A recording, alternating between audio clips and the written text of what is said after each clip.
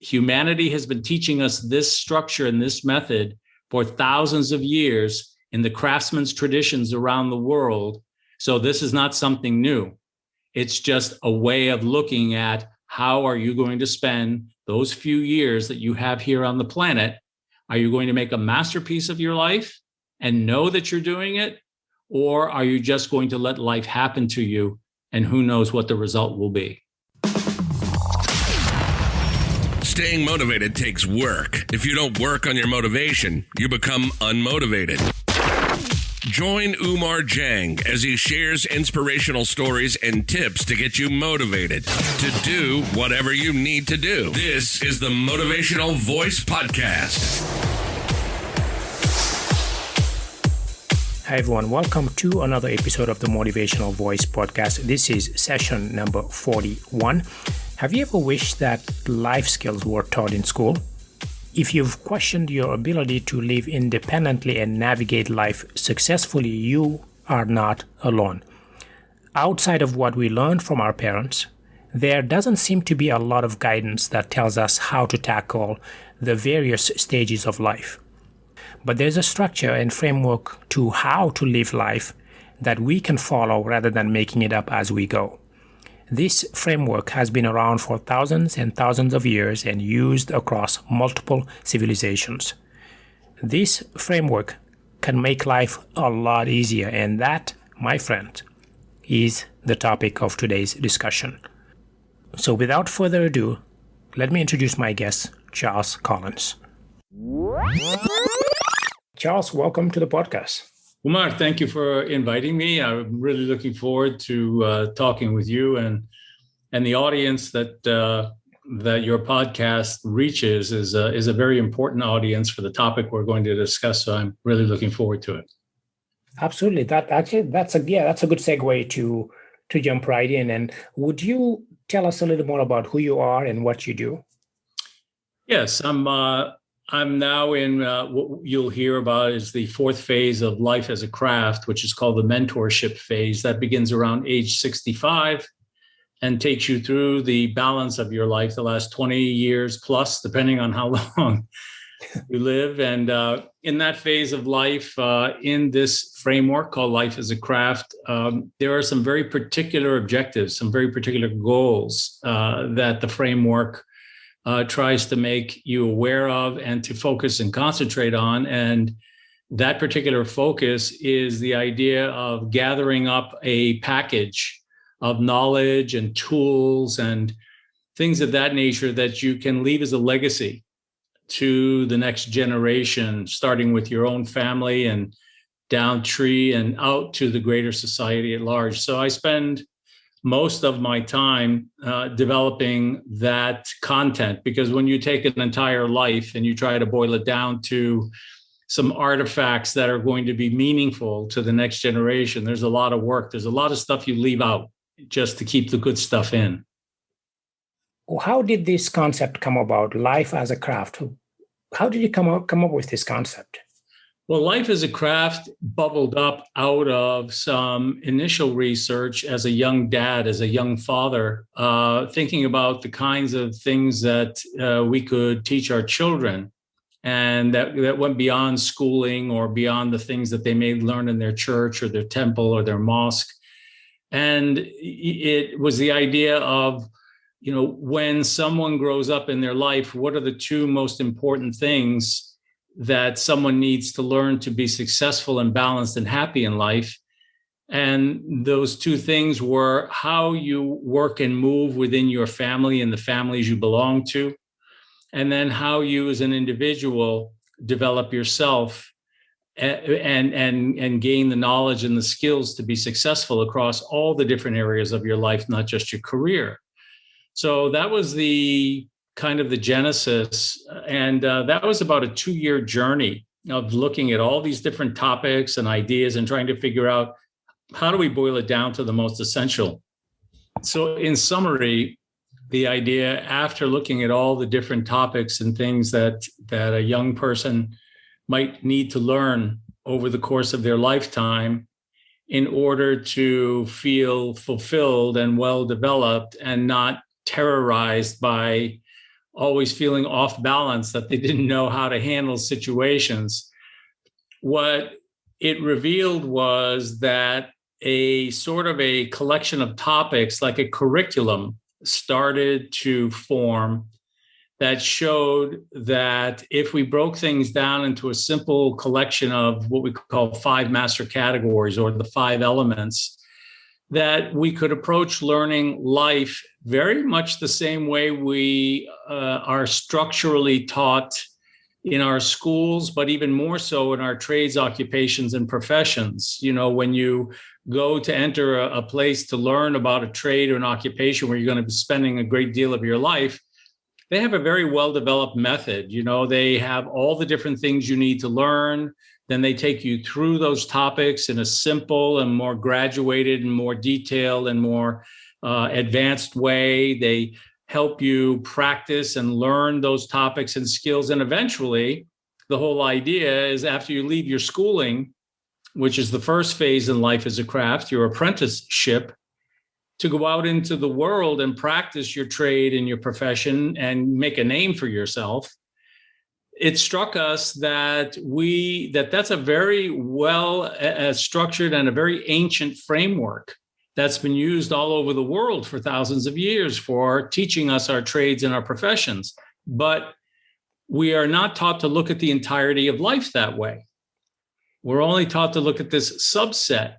So life as a craft became kind of the catch theme that said, if we approached all of life in the same systematic way of learning and then practicing and improving, we could eventually make a masterpiece of our life and not just get good at one thing called our career. So that's how life as a craft began.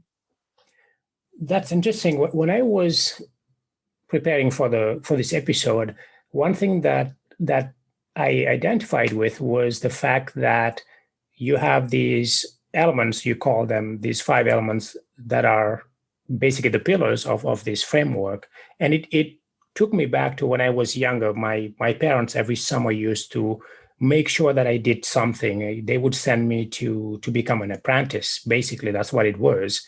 That's right. And I would be, so in my life, I've been an apprentice of a lot of things. And to name a few, I've been an apprentice mechanic, I've been an apprentice tailor, I've been an apprentice welder. And I didn't quite understand why they were doing those things. But I later realized in life, like today, something will break in the house and I can fix it, even though I don't consider myself a very handy person. So when I was looking at the elements, I know we talked about, and we'll dive into those elements if you will. So one of the first elements was something about family heritage. Can you talk more about that? Yes. So taking the structure that you were talking about, starting with apprenticeship, if you had gone into any of those, whether the welding or the tailoring or the mechanic, if you had gone deeper into that, you would have moved from apprentice onto journeyman. So you were out actually practicing that trade and that craft for money, for a salary. And then eventually what happens to most of us when we focus in on one particular trade or profession, we go on and eventually become a master in that trade or that craft. We know it well. We know everything about it. We have long experience. We're very good with the tools of the trade. We know all the different elements, you know. And at some time in life, a lot of times when we master something, we go on to teach. And that's becoming a mentor in that particular area.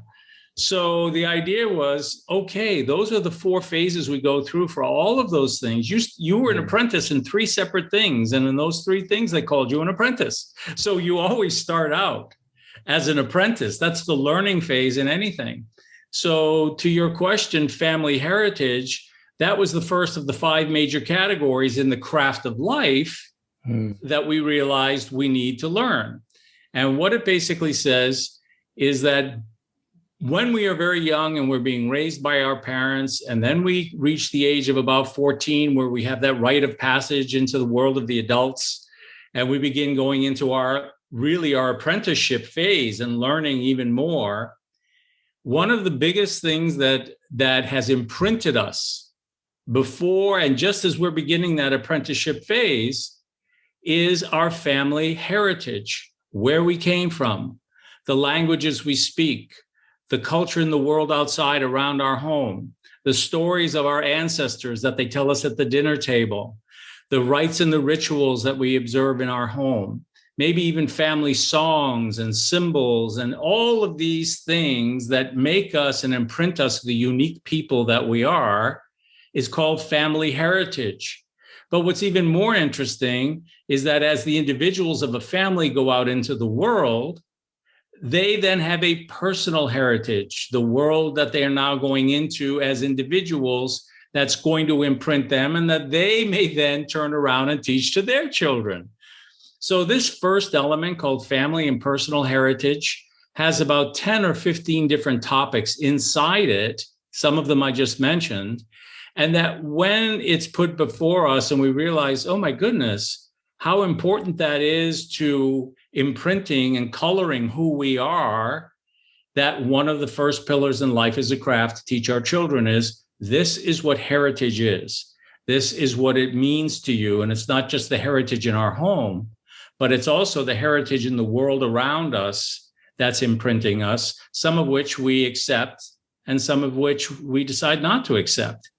And so sometimes we don't even look at it consciously. We don't even realize how much it's influenced us. But if you become a crafts person and start thinking about those things, you start to realize, I need to learn about this because some of those things I want to change as I begin making my unique masterpiece, which is my own life. So that's what family and personal heritage is all about. And it's a wonderful thing, and it stays with you for your entire life. Yeah, so in a way, it provides, if we imagined a five-legged table, if that's a thing, great. Family heritage would be one of the foundations of that table. That's right. And what would be the second one? The second one would be that each of us grows up inside a household.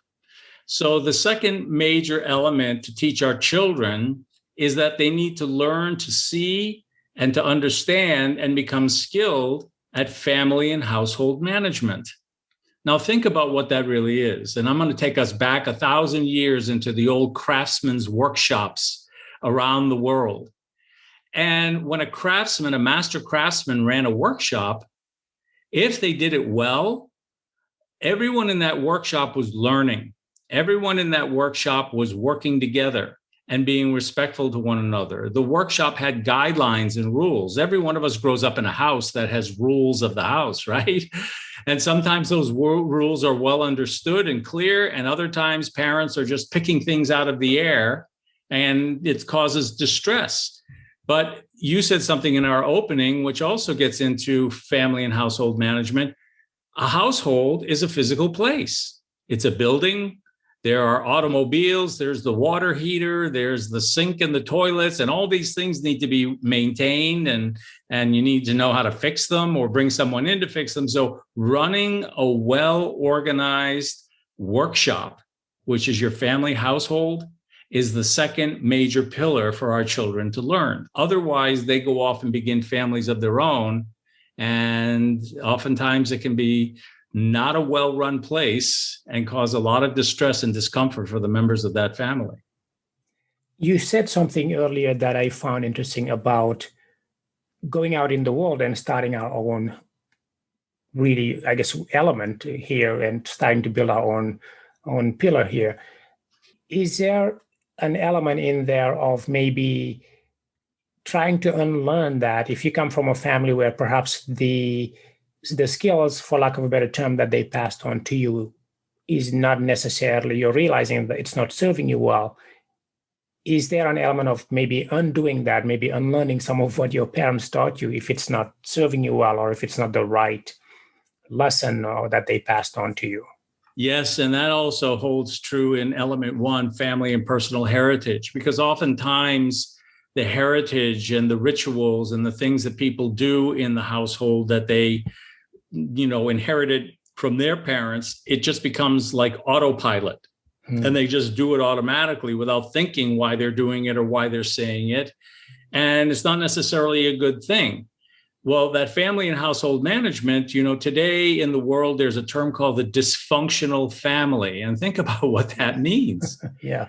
And if a family is dysfunctional, it's like a workshop that's not being run very well. It's poor processes and poor policies. So when you step back and someone puts it on the table for you, like we're talking about today, and you realize, my parents, try as they might, and God bless them, I love them, they weren't really skilled necessarily in the idea of running a home as if it were a workshop, like a business, that if it's well run and well put together, and the house is and the roof is not falling down around you, it can be a pleasant experience and gives you a foundation that you will bring into when you build your own home and your own family.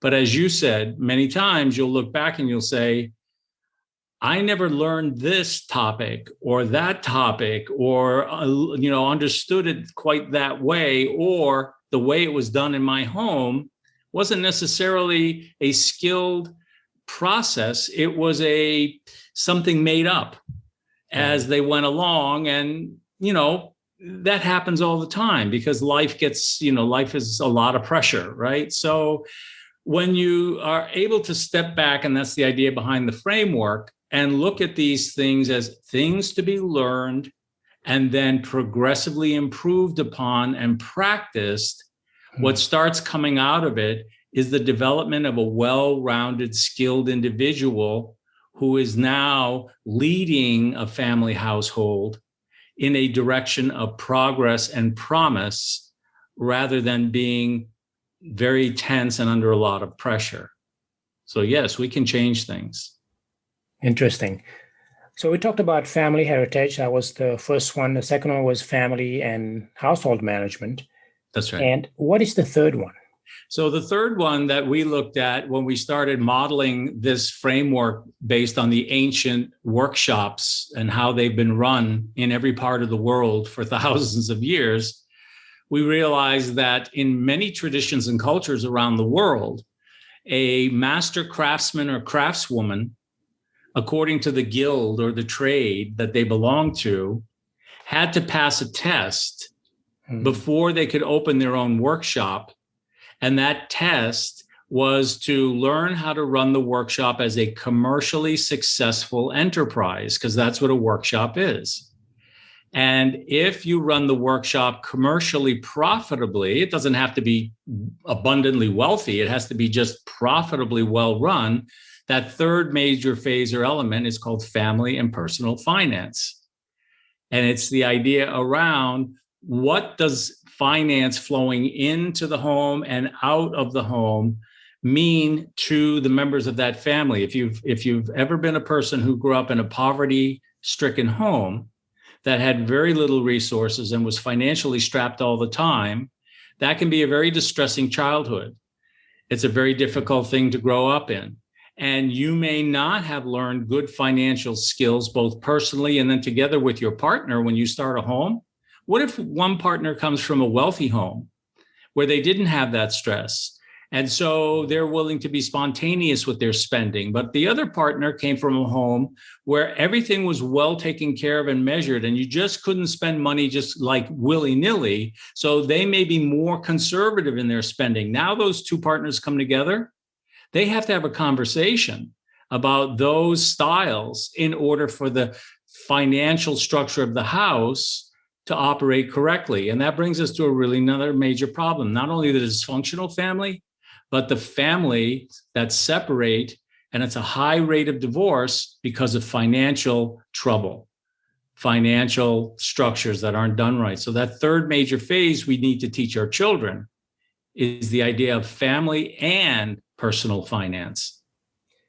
That's interesting. In my experience, a lot of the challenges, the cause of the challenges that in relationships have to do with generally some of the things that you're mentioning, just people being raised differently and approaching even finances, for example. That's a very good point, and it could go both ways, as you mentioned.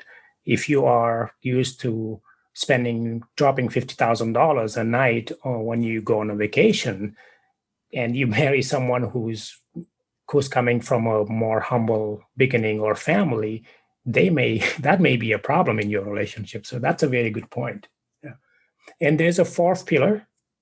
So the fourth pillar is when we started realizing that life is a craft, something to be learned and progressively developed, we started asking the question, well, every craft has its primary material in the craft. Mechanics have machines. Tailors work with cloth and clothing, right? So each craft has its own primary material, and you need to know how that material works. Otherwise, you'll break it, you'll rip it, you don't work with it properly. And that's what the training and the teaching is all about. So what is the primary material in the craft of life? It's each of us, our own individual lives. It's the human being. Yet none of us are taught to look at ourselves as the material of the craft of our lives. We're taught to just kind of do things, but rather than saying, wait, a human being is an organic material, like a tree or like clay, and it has characteristics to it. There's the inner human being and the outer human being, and they work together. And if they're out of balance and not well maintained, then the human being, the material, is out of balance. And so if you're trying to work on yourself and craft yourself as a masterpiece, you need to progressively over your lifetime learn and understand this primary material that is you, the human being, because only then, otherwise you'll stress yourself too much. You'll push yourself too far like a piece of wood, and you may break it instead of working with its natural characteristics. But that requires training and learning. So element 4 is the human being. So for someone who is listening to that and saying, okay, how do I apply that concretely in my life? What do I need to do exactly? Is it that I need to do more of one thing, less than the other, or find a way to do a little bit of everything? If we were in a trade, a craft in which we were going to a school as an apprentice, they would be teaching us the characteristics of the material, and they would then have us laying our hands on that material and progressively learning how to work with it, right? Mm-hmm. Little by little. Don't stretch it too far, but you can stretch it. Yeah, but don't stretch it too far, it will break. So the idea, first and foremost, is if you don't approach learning about yourself, your inner self and how that works, and your outer being and how you should take care of it, then the first key is you haven't learned about the material. So stop for a moment and start beginning the learning of what is the human being. I mean, and everyone is a little different, and everyone needs to be taken care of in a different way and worked with. And little by little, you can strengthen it.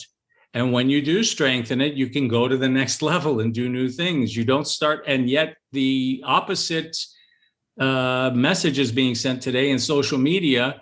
Everything is extreme. Extreme sports, extreme happiness, extreme emotions, extreme physical tension, extreme eating. Everything is push it to the limit to see how far you can go with it. Yet a master craftsman would say, know what the limits are, but never push it to the breaking point. Always keep it in balance so that the end result, the end product, the end masterpiece that you create is something of beauty, it's something of strength, and it's something that has longevity and can be passed to the next generation. And this is where listening to the ancient words of the craftsman start giving us the idea of balance in our lives instead of extremes. I keep thinking, going back to when COVID first started and it forced everyone to lock down a little. Most people, I think, for the very first time in a long time, stopped and actually thought about their lives, thought about maybe their personal lives, their family, their jobs.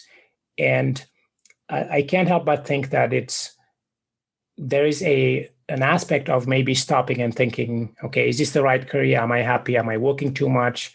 Or maybe saying, am I taking care of my body? Am I exercising? Am I exercising too much? And is that just asking yourself those questions and saying, okay, what am I doing too much of? What am I not doing enough of? What do I need to do to take care of this aspect of myself. Is that what you're? Yes, and in most cases, we are not taught what those topics are, what those subjects are. We get a few of them. They talk about emotional well-being, or maybe they'll talk to you about diet, or maybe they'll talk to you about exercise, or maybe they'll say, do things that are healthy. Don't expose yourself to caustic environments, But if you look at life as a craft and we go into that fourth element, there's probably 15 different topics by name that you can look at for the inner human being and the outer human being. And when you name something, when you give it a name and then say, what is that topic mean? All of a sudden, it's something you can say, gee, I can start to learn that. But if you don't have that curriculum, those topics, then you're making it up as you're going along. It's intuition. You're flying by the seat of your pants, and you don't make as much progress as if you followed kind of a roadmap. And we've created that roadmap. So we basically need someone to teach us. If not our parents, you need some kind of role model, some kind of process, some kind of mentor, someone to show you these are the things that you need to do to take care of yourself in terms of the pure self, whatever that could mean for you, whether it's emotional, physical, spiritual, along those lines. You need to be able to name the topic so you know what it is you want to learn. Then you need to study and learn the topic from a mentor, a teacher who knows that subject. Then you need to progressively practice it from apprentice to journeyman, on to mastery, and then finally mentorship. So you follow the same pattern as you follow for learning your trade, anything in your occupation, in your life. Just continue to follow that pattern, and you realize there is a method. There is a system I can now use, and it makes life a much more comfortable place than going out into the dark every day. Yeah, good point. So that's pillar 4, the human being. What is the fifth pillar or element? So the fifth pillar is that we discovered for every trade, craft, occupation that we looked at, not only did they follow those same 4 stages of development, but they also had, every one of them had in common a primary material that they worked with in the trade or the craft, machinery or cloth or whatever the trade might be. And what they did was they used tools. Every trade and craft uses tools. And the tools are usually very particular to that trade or that craft. You use scissors to cut cloth. Well, you use metal snips when you're working in the mechanic's workshop. So different tools for similar functions. So the fifth and final element is to bring to everyone an awareness that we are using tools on ourselves all the days of our lives. We're using mobile phones. We're using things in the kitchen. We're using things in the garage. We're using tools and practices on our internal selves that we really don't know how to use them unless we're trained and taught how to use them, focus or yoga or any of these things. So when you realize that the fifth element of life is tools, and what you're using on yourself and how you're using those tools on yourself, a lot of people are going to step back and say, whoa, wait a minute. I'm really abusing my material with some of the tools that I'm using. I need to get a more balanced approach. And you know what? I need to learn how to use those tools better, because in the way of craftsmen, they would never let the apprentice touch a tool until that apprentice had observed other craftsmen like masters using those tools skillfully, and then incrementally practiced using the tools until the master said, oh, you're good. You know how to use that tool. You can now make your living. Well, why would you use tools on your life that you've never trained how to use? In your 5 elements, I saw one thing that you called out, which was time management, just as an example. So if I understand what you're saying that there are various tools and time management is one of multiple, as you mentioned. It is. It's learning how to use that tool. So a person who has, for example, good time management or bad time management could drastically affect their lives, or perhaps even how successful they are.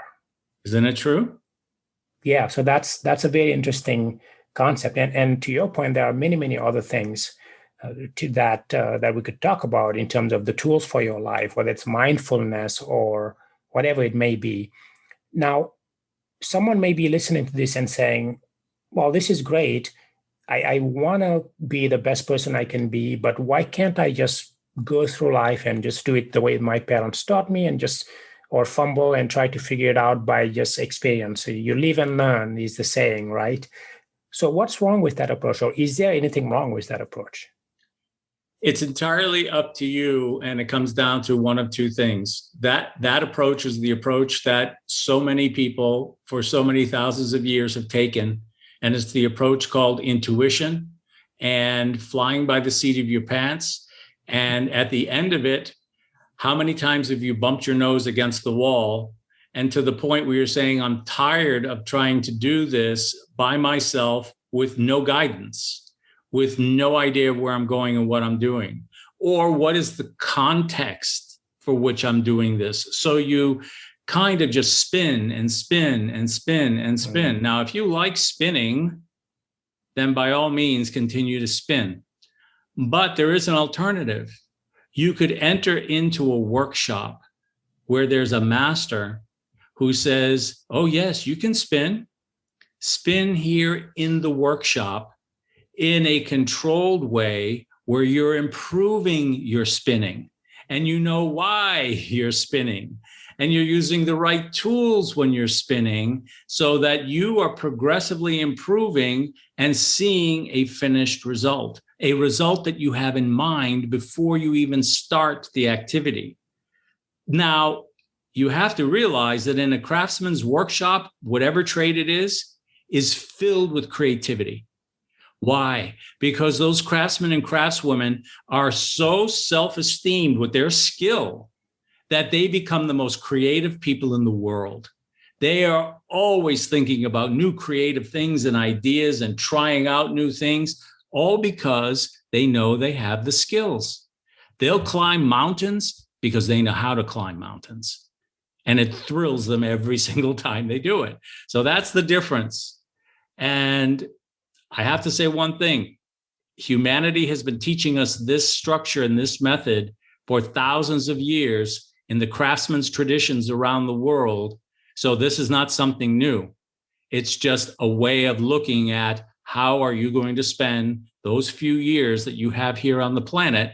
Are you going to make a masterpiece of your life and know that you're doing it? Or are you just going to let life happen to you and who knows what the result will be? Yeah, I keep thinking about the fact that there may be people who are actually not even conscious of the fact that they don't know what they don't know. That's right. We don't know what we don't know. How could we? Yes. Right. So for those people, what should they be asking themselves, whether they're a new adult or maybe a millennial or wherever they are in life? Just is it a matter of just stopping and saying, I've been doing it this way for 20, 30 years. Do I need to do it differently? Is it that simple? Well, I think you could do that, but I think it's kind of like comparing someone who has been trying to learn how to fix a washing machine for years on their own, taking it apart, breaking it, having screws left over, going, geez, where do these come from? I don't know where they go. And they can continue to do that over and over intuitively. Or they can realize, like most people do today, they go on YouTube and they have someone who takes them through the step-by-step process because they know that if they follow a recipe, they're going to get a particular outcome. They can see it before they even begin the work. It's so natural. We all do it every single day. So the point here is, well, how could I approach practicing life as a craft? Is it on YouTube? Is there a structure? And you're bringing to your audience today that, yes, there is. We have created that framework. It's visible for you to go see. You can realize when you look into on the website at the 5 elements and the 4 phases, everything, the structure is there in front of you, just like looking at a catalog going to a school. Oh, I'm going to go to this college. Here are the things that they're going to teach me over the next 4 years. It's there for you. You don't have to invent it. You don't have to spend your time getting frustrated trying to think, what could be, you can go there and say, aha, it's like a YouTube video. I can now decide that is interesting. Let me start studying that topic. And you can work through it for the rest of your life. Very insightful. Is there anything else, any final words that you want to share with the audience before we wrap up? Yeah, I would say this, that there is an alternative way to approaching life that is not just making it up as you go. And that way was created for us thousands of years ago by our four ancestors, the men and the women up our family tree and across the world, that created these trades and crafts and structures and learning. And we have all been living in that ever since we were children. But when we leave the house, and if we don't have that framework to continue for the rest of our lives, there's a big black hole. So we're here to say today, we fill that hole. We have that template. It doesn't tell you what to think or learn. It shows you the topics that you can learn. And when you start to develop these, depending on what your needs are, you're on your way to making a masterpiece of your life instead of a guessing game of what is it going to look like when it comes out of the oven. Yeah, well said, well said. And Charles, where can people find you if they want to get in touch with you? We have a journal that's online right now at lifemasterpiecejournal.com. And we are currently in the process of creating the Life Masterpiece Workshop, which will be the place where you can go into and not only see the journal, but you will now have your own personal workbench where you can now actually do this work for the rest of your life.